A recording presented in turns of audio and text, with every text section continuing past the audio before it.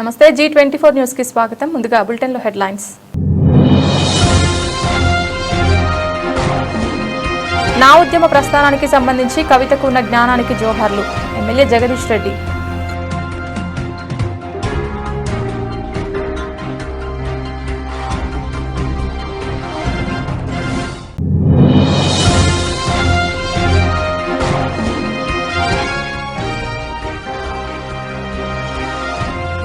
గురుకులంలో food poison, కడుపు నొప్పితో విలవిలలాడిన విద్యార్థినులు.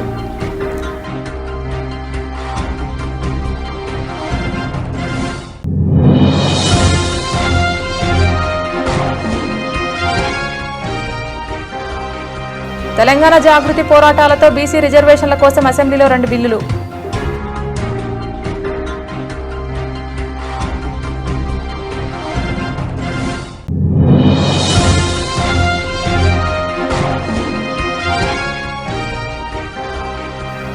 కేంద్రంపై నెపాన్ని నెట్టి కాంగ్రెస్ చేతులు దులుపుకోవాలని చూస్తోంది. తెలంగాణ జాగృతి అధ్యక్షురాలు కల్వకుంట్ల కవిత. నా ఉద్యమ ప్రస్థానానికి సంబంధించి కవితకు ఉన్న జ్ఞానానికి జోహార్లు. నేను చావు తప్పి కన్ను లొట్టబోయినట్లు గెలిచాను, కానీ కొందరు అసలు గెలవలేదు కదా. ఈ మధ్య చాలాసార్లు కేసీఆర్ గారిని కలిశాను. కవిత గురించి అసలు చర్చ జరగలేదు. అదే విషయాన్ని టీవీలో చెప్పాను. 25 ఏళ్ల నుండి పార్టీలో క్రమశిక్షణ గల సైనికుడిగా ఉన్నాను. 2001 నుండి ఇప్పటి వరకు ఉమ్మడి నల్గొండ జిల్లాలో జరిగిన గెలుపు ఓటములకు నాదే బాధ్యత. గెలిచినప్పుడు క్రెడిట్ తీసుకొని ఓడిపోగానే పారిపోయే రకం కాదు నేను. కేసీఆర్ను బీఆర్ఎస్ పార్టీని బద్నాం చేసే రేవంత్ రాధాకృష్ణ మాట్లాడిన మాటలలాగానే కవిత మాటలు ఉన్నాయన్నారు ఎమ్మెల్యే జగదీష్ రెడ్డి. నేను అనుకుంటుంది ఏంటంటే, నా ఉద్యమ ప్రస్థానానికి సంబంధించి వారికి ఉన్న జ్ఞానం కానీ వారి జ్ఞానానికి నా జోహార్లు. ప్రస్థానానికి సంబంధించి వారికి ఉన్న జ్ఞానం గదే అని చెప్పి నేను భావిస్తా ఉన్నా. ఇక రెండో విషయం ఏమంటారా,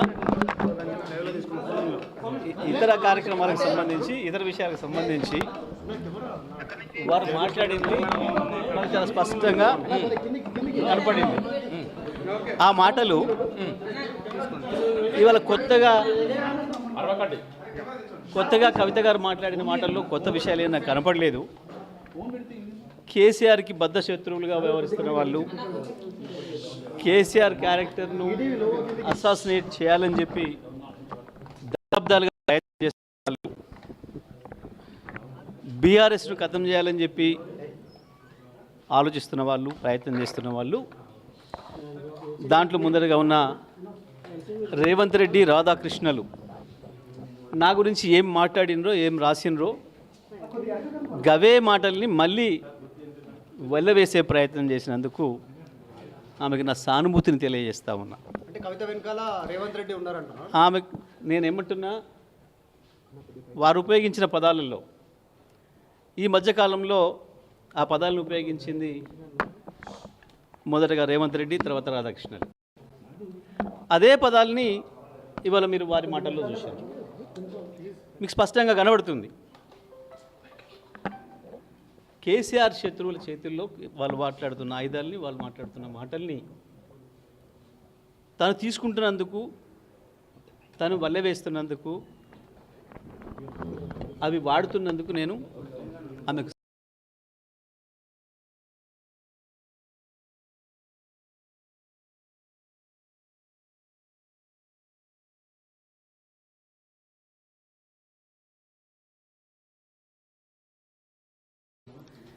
జరిగిన ఉద్యమాలన్నిటికీ, వచ్చిన విజయాలన్నిటికీ నాదే బాధ్యత, నేనే కారకుడిని అని కనుక వారు భావిస్తే ఈసారి జరిగిన ఓటమికి కూడా నేనే బాధ్యత వహిస్తా.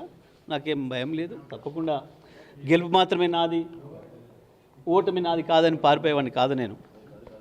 గెలుపుకు నేనే బాధ్యుని అయినప్పుడు ఓటమి కూడా నేనే బాధ్యుని, ఓటమికి నేనే బాధ్యుని అయినప్పుడు గెలుపు కూడా నేనే బాధ్యుని.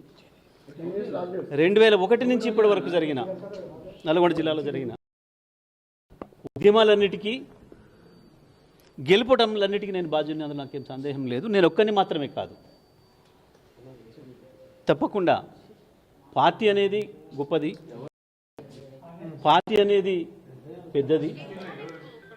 మన గెలుపోవడంలకు అన్నిటికీ పార్టీ ఉంటుంది తప్ప మనం వ్యక్తులుగా ఏదో చేస్తామని ఎవరైనా అనుకుంటే అది వాళ్ళ భ్రమ. కొంతమంది తమకు తాము ఎక్కువ ఊహించుకొని ఏదేదో అయిపోతారు. కానీ నేను అట్లా అయిపోయింది కాదు. నేను పార్టీ సైనికుడిని, క్రమశిక్షణ గల సైనికుల్ని 25 ఏళ్ళుగా. ఆ విషయం కేసీఆర్ గారే ఎన్నో సందర్భాల్లో చెప్పాను, మీ అందరి సాక్షిగా. కాబట్టి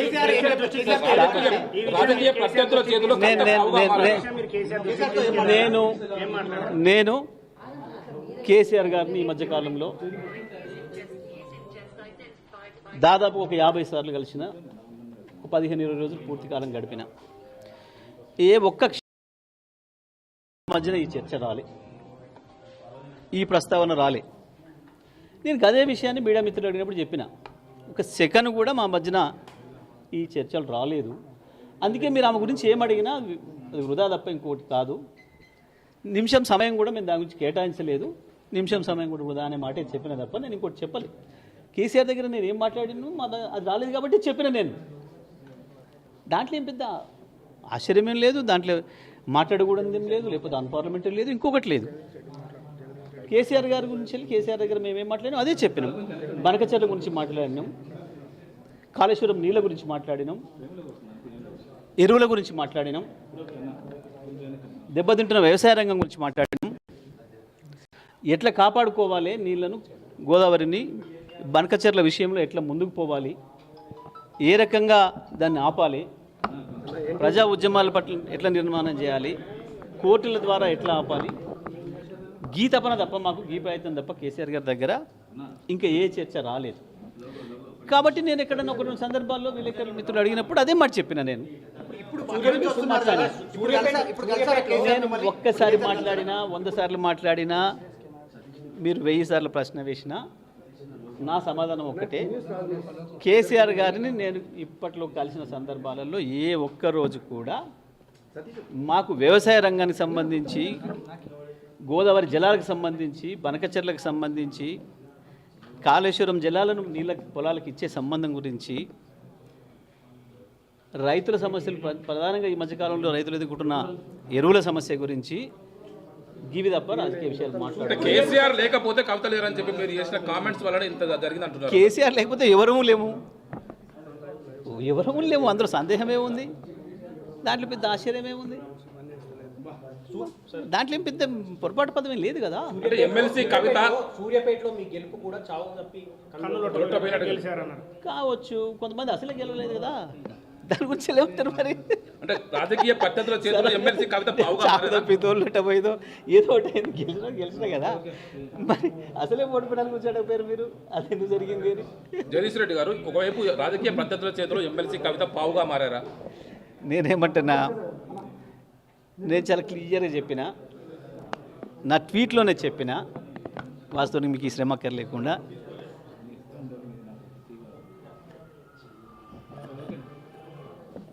రేవంత్ రెడ్డిలు, రాధాకృష్ణలు ఈ మధ్యకాలంలో నా గురించి మాట్లాడిన పదాలని మరొకసారి వల్ల వేసే ప్రయత్నం, వారికి సానుభూతిని తెలియజేస్తున్నా అని చెప్పిన. It is very clear.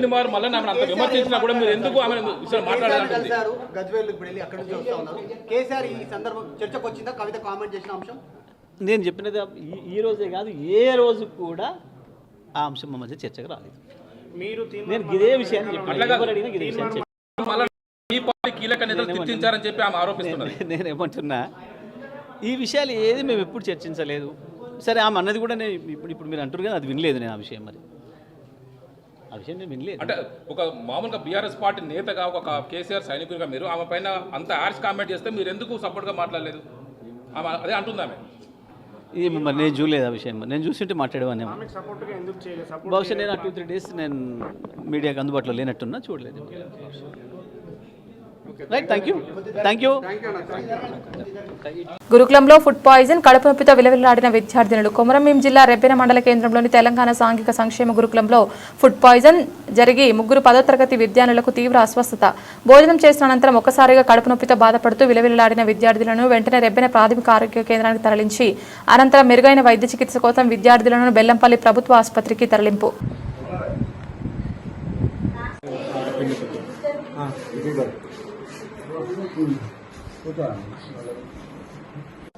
Pulse oximeter తీసుకున్నావా ఈ పేషెంట్ దగ్గర? ఎవరికన్నా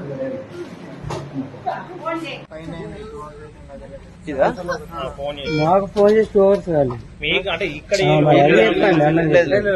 మాకు ఫోన్ చేసి టైం చూసుకోండి లేదు నాకు తెలుసు ఇప్పుడు అక్కడ జరిగింది ఏంటి అన్న విషయం పక్కన పెట్టి కొంచెం క్రియేట్ చేసి రాయదని చెప్తున్నాను. ఏమైందిరా పాప?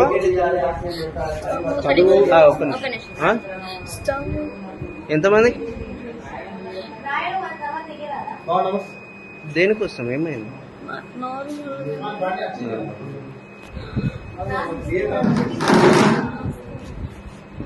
అందరు బుక్ చేస్తారు వచ్చిందా?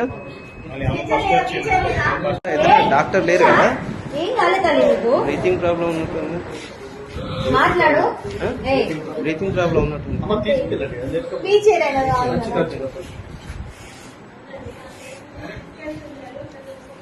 Breathing problem.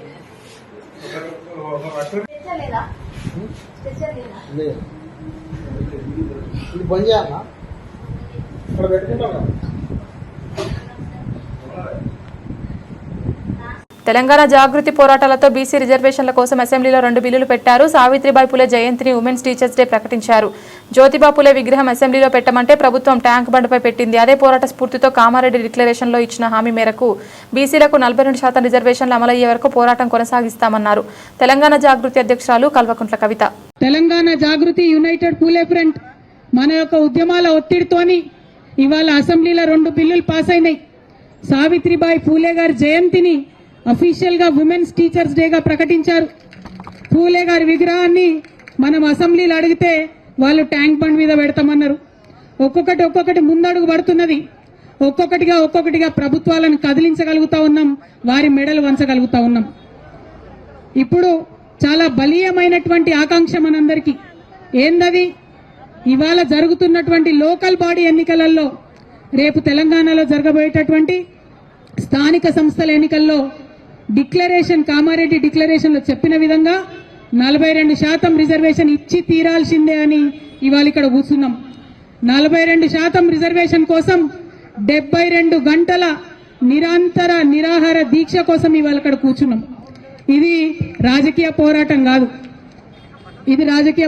కాదు, ఇది ఆత్మగౌరవ పోరాటం. బీసీల ఆత్మగౌరవం కోసం జరుగుతున్నటువంటి పోరాటం, గాంధీ గారు చూపించినటువంటి మార్గంలో మనం చేస్తున్నటువంటి పోరాటం. గాంధీ గారు ఏం చెప్పారు మనకు? మీకేదన్నా అంశం సాధించాలంటే, ఎవరి ఆకాంక్షలన్నా ముందుకు తీసుకొని వెళ్ళాలంటే హింస వైపు వెళ్ళొద్దు, మనల్ని మనమే కష్టపెట్టుకోవాలి. అందుకే ఇవాళ మేము ఉక్కు సంకల్పం తీసుకున్నాం. కేంద్రంపై నెపాన్ని నెట్టి కాంగ్రెస్ చేతులు దులుపుకోవాలని చూస్తోంది. రిజర్వేషన్లు రాష్ట్రానికి సంబంధించిన వ్యవహారమని బీజేపీ తప్పించుకుంటోంది. బీసీ రిజర్వేషన్లపై 2 పార్టీలు నాటకాలు ఆడుతున్నాయని తెలంగాణ జాగృతి అధ్యక్షురాలు కల్వకుంట్ల కవిత. బిల్లు పాస్ అయి బీజేపీ మీద నూకేసి చేతులు దులుపుకుందామని కాంగ్రెస్ పార్టీ చూస్తుంది. మాకు సంబంధం లేదు, ఇది రాష్ట్రానికి సంబంధించిన బిల్లని చేతులు దులుపుకుందామని బీజేపీ చూస్తుంది. ఈ వేదిక నుండి స్పష్టంగా ఇవాళ నేను ఛాలెంజ్ చేసి రాష్ట్ర ప్రభుత్వాన్ని, గౌరవ ముఖ్యమంత్రి రేవంత్ రెడ్డి గారిని అడుగుతా ఉన్నాను.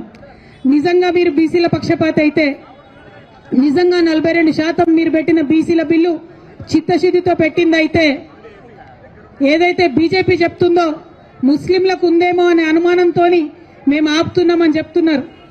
ఇవాళ కాంగ్రెస్ పార్టీ మీరు స్పష్టత ఇవ్వండి. మీరు ఇవాళ ప్రెస్ మీట్ పెట్టండి. ఇక్కడ పెడతారా, ఢిల్లీలో పెడతారా, రాహుల్ గాంధీ గారిని పెట్టుకొని పెడతారా, సోనియా గాంధీ గారిని పెట్టుకొని పెడతారా, మాకు సంబంధం లేదు. ప్రెస్ మీట్ పెట్టి ఓపెన్ గా డిక్లేర్ చేయండి. ముస్లింలకు 10% రిజర్వేషన్ మేము సపరేట్ బిల్లు పెడతాం అసెంబ్లీలో అని చెప్పి డిక్లరేషన్ చేయండి. ఒక క్లారిటీ ఇవ్వండి. దాంతో ఏమైతుంది? ఇప్పుడున్న 42%లో ముస్లిం మైనారిటీల రిజర్వేషన్ దీంట్లో ఇంక్లూడెడ్ కాదు. ముస్లింస్ కి సపరేట్ గా 10% రిజర్వేషన్ పెట్టాలని చెప్పి మేము డిమాండ్ చేస్తా ఉన్నాం. ఇక అప్పుడు బీజేపీ మీద ఉంటది బాధ్యత. ఈ 42%లా ముస్లింస్ లేరన్న విషయాన్ని కాంగ్రెస్ పార్టీ క్లారిటీ ఇవ్వాలి. ఒకవేళ ముస్లిం సోదరులకు ఉంటే ఆ విషయం కూడా క్లారిటీ ఇవ్వాలి. కానీ మీరు ఏ విషయం చెప్పకుండా మేము బిల్లు పాస్ చేసినాం, బీజేపీ వాళ్ళు సంతకాలు పెడతలేరని మోసం చేయొద్దని చెప్పి మాత్రం కాంగ్రెస్ పార్టీని మేము డిమాండ్ చేస్తా ఉన్నాం. నటుడు ఫిష్ వెంకట్ మృతికి ప్రముఖ నటుడు మానవతావాది సోను సూద్ ఈరోజు సంతాపం వ్యక్తం చేశారు. సికింద్రాబాద్కు వచ్చి ఫిష్ వెంకట్ కుటుంబాన్ని ఆయన పరామర్శించారు. అనంతరం వెంకట్ చిత్రపటానికి పూలమాల వేసి నివాళులర్పించారు. బాధిత కుటుంబానికి భవిష్యత్తులో అన్ని విధాలా తోడుగా ఉంటారని హామీ ఇచ్చారు. ఫిష్ వెంకట్ మంచి నటుడే కాకుండా మంచి వ్యక్తి కూడా అని కొనియాడారు. అతని మృతి బాధాకరమన్నారు.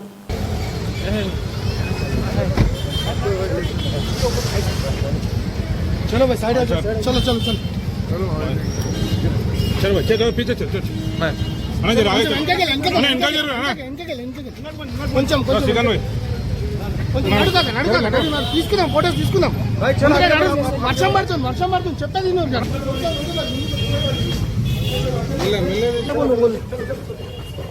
జల్దీ నడు వర్షం పడుతుంది ఆడ తీసుకోవచ్చు నడు ఆడ తీసుకున్నావా भाई आगे चल आप जल्दी जल्दी అలా జరుగుదాం అలా కొంచెం వర్షం పడుతుంది కింద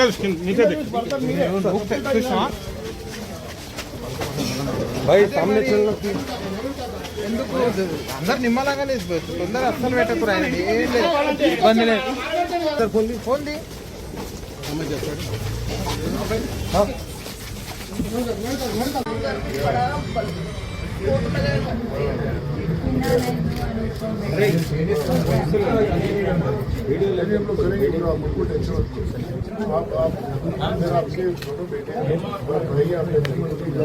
कुछ भी रहेगा इधर है मेरी टीम बोलिएगा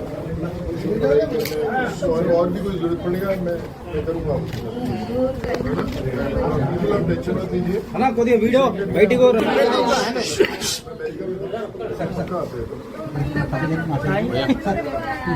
బయటకు వచ్చినాక తీసుకోండి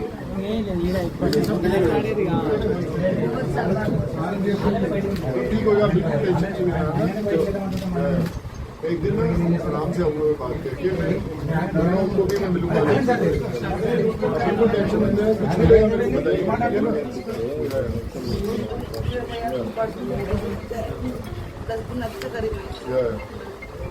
नहीं मैं और करके अपने लेवल पे और करके दूंगा ठीक है आप पूरा ध्यान रखिए अपना आप फैमिली रहे ठीक है ना ठीक है ध्यान रखिए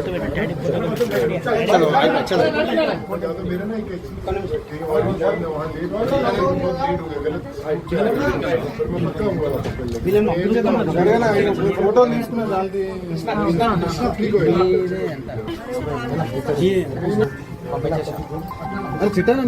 రాష్ట్రంలో బీసీల రిజర్వేషన్ ప్రక్రియపై కాంగ్రెస్ ప్రభుత్వం స్పష్టతతో ఉందని బీజేపీ టీఆర్ఎస్ పార్టీలు కలిసి రావాలని ప్రభుత్వ వైపు వేములవాడ ఎమ్మెల్యే ఆది శ్రీనివాస్ పేర్కొన్నారు. ఈ రోజు సిరిసిల్లలో ఏర్పాటు చేసిన మీడియా సమావేశంలో ఆయన మాట్లాడారు. బీసీలకు 42% రాజకీయ రిజర్వేషన్ ప్రక్రియకు కాంగ్రెస్ ప్రభుత్వం సీఎం రేవంత్ రెడ్డి నేతృత్వంలో అసెంబ్లీలో తీర్మానం చేసినప్పటికీ బీజేపీ బీఆర్ఎస్లు గల్లీలో మాట ఢిల్లీలో మాట మాట్లాడుతున్నారని ఆది శ్రీనివాస్ ఎద్దేవా చేశారు. అసెంబ్లీలో 8 మంది బీజేపీ ఎమ్మెల్యేలు ఆమోదం తెలుపుతూ ఢిల్లీలో మాత్రం 8 మంది ఎంపీలు ఆమోదం తెలపడం లేదని అన్నారు. గల్లీలో సై ఢిల్లీలో నై అంటున్నట్లుగా వ్యవహరిస్తున్నారు. కేంద్ర ప్రభుత్వం వెంటనే బీసీ రిజర్వేషన్ ఆమోదం తెలిపి షెడ్యూల్ 9 పొందుపరచాలని డిమాండ్ చేశారు.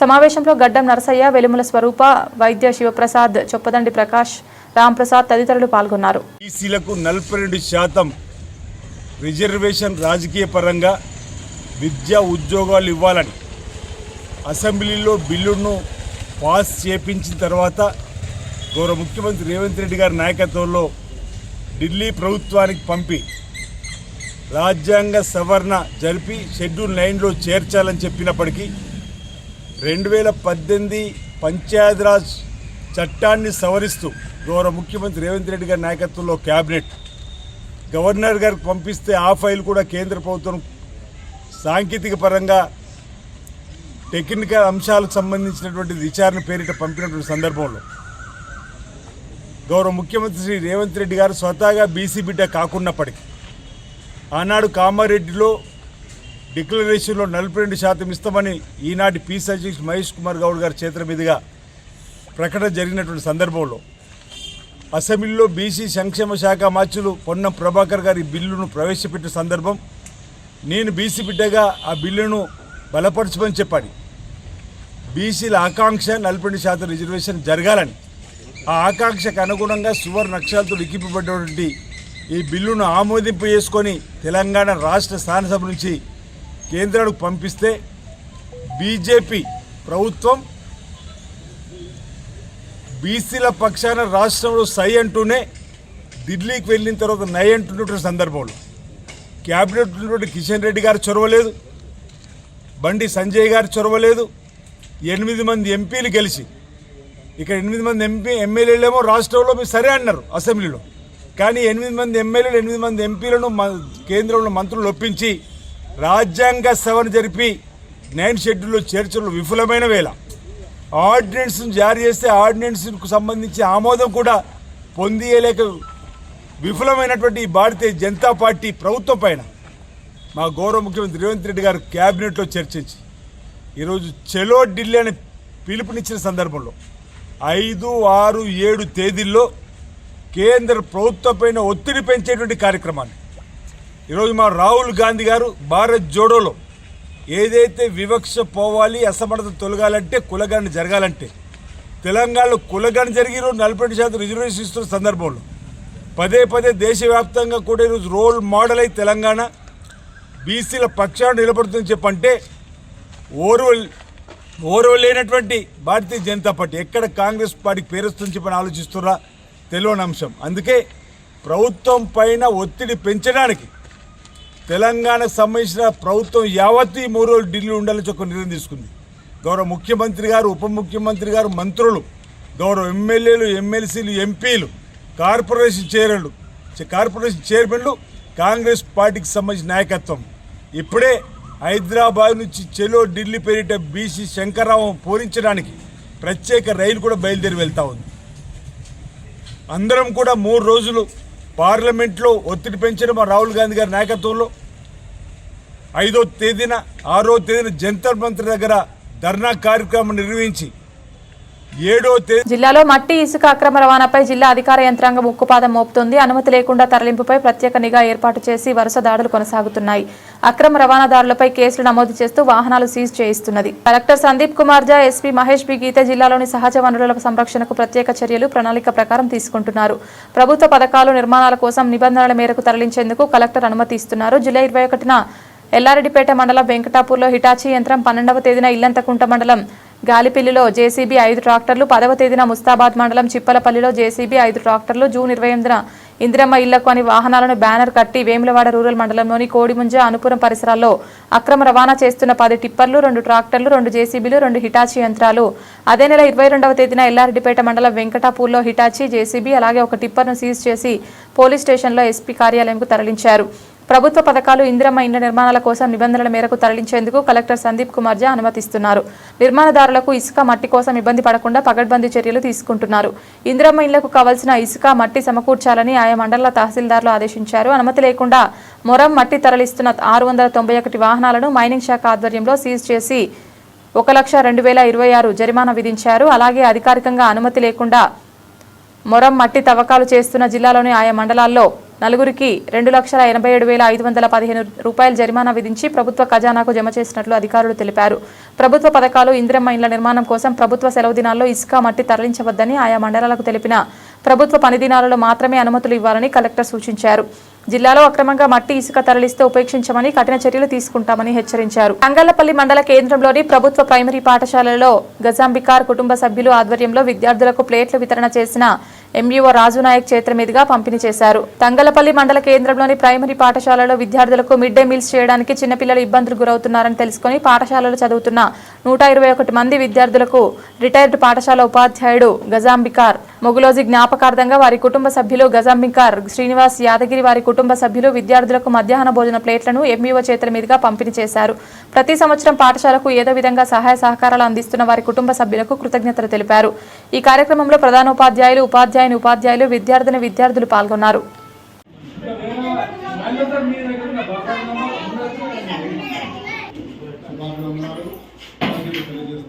ఈ కార్యక్రమం అంటే గజబీ ఇవి వచ్చేంత వరకు కృషి చేసినటువంటి మరి మధు గారికి కృతజ్ఞతలు తెలియజేస్తూ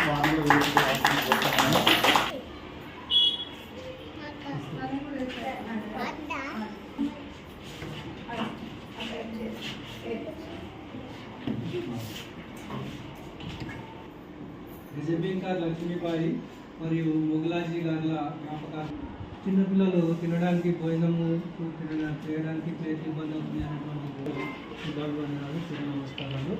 మరి మన స్కూల్లో 160 మంది పిల్లలు ఉన్నారు. అయితే కొంతమంది పిల్లలు ప్రోత్సాహాలను అడిగి వాళ్ళ ద్వారా ప్లేట్ ఇప్పిస్తామనేటువంటి విషయం. పాఠశాలలో మధ్యాహ్న భోజనంలో పిల్లలకు ఇబ్బందిని గ్రహించి మధు మోటివేట్ చేయగానే స్పందించినటువంటి గజబింకర్ లక్ష్మీబాయి మొగులాజీ గార్ల కుమారులు కోడలు వాళ్ళకి మా పాఠశాల తరఫున మా విద్యార్థుల తరఫున ప్రత్యేకమైనటువంటి ధన్యవాదాలు. మరి మీరు ముందుకు రావడం అనేది చాలా మంచి తరుణం సార్. వాస్తవంగా పేద పిల్లలు అంటే వాళ్ళకు ఈ ప్లేట్లో తింటే ఒక రకమైనటువంటి ఫీలింగ్ ఉంటుంది. ఒకళ్ళు చిన్న ప్లేట్ తెచ్చుకోవడం, ఒకళ్ళు పెద్ద ప్లేట్ తెచ్చుకోవడము అది చాలా ఘోరమైనటువంటిది. కానీ అందరికీ ఒకే రకమైనటువంటిది ఉంటే ఆ డ్రెస్సులతో పాటు ఇవి కూడా ఒకే రకంగా ఉంటే ఆ ఫీలింగ్ వేరే ఉంటుంది. దాన్ని యూనిఫామ్ అనేది చాలా అవసరం. అందరూ ఒకే రకంగా అనేది చాలా మంచి తరుణం. మీరు స్పందించినందుకు మా పాఠశాల తరఫున మీకు ప్రత్యేకమైనటువంటి ధన్యవాదాలు. మున్ముందు ఇంకా నాన్నగారి వారి యొక్క జ్ఞాపకార్థం మా పాఠశాల అంటే మా మండలంలో తంగలపల్లి మండలంలోనే ప్రైమరీ స్కూల్లో ఎక్కువ స్ట్రెంత్ ఉంది. హై స్కూల్ చూసుకున్నప్పటికీ హై స్కూల్ కూడా ఎక్కువనే ఉంటుంది. తర్వాత మా స్కూల్ ఉంటుంది. ఓకే సార్, ఏదేమైనప్పటికీ మీరు పేద పిల్లల్ని దృష్టిలో ఉంచుకొని మా పిల్లలకి అందించడం అంటే మాకు అందించినట్టే ఇది చాలా మంచి తరుణం సార్. మీకు మా పాఠశాల తరఫున మళ్ళొకసారి ప్రత్యేకమైనటువంటి ధన్యవాదాలు తెలియజేస్తూ ముగిస్తున్నాను. బులెటిన్ ముగించే ముందు హెడ్లైన్స్ మరొకసారి.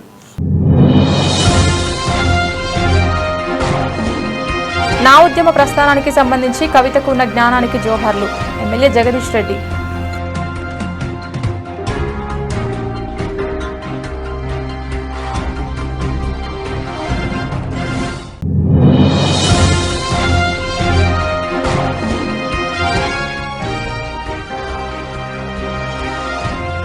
గురుకులంలో ఫుడ్ పాయిజన్, కడుపు నొప్పితో విలవిలలాడిన విద్యార్థినులు.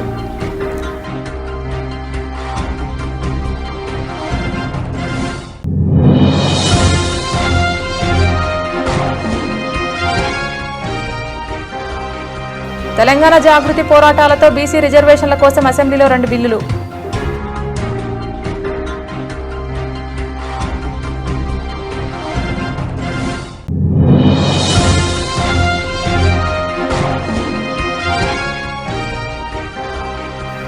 కేంద్రంపై నెపాన్ని నెట్టి కాంగ్రెస్ చేతులు దులుపుకోవాలని చూస్తోంది. తెలంగాణ జాగృతి అధ్యక్షురాలు కల్వకుంట్ల కవిత. ఇది ఇవాల్టి బులెటిన్. తిరిగి మరొక బులెటిన్లో మళ్ళీ కలుద్దాం. అంతవరకు సెలవు. నమస్కారం.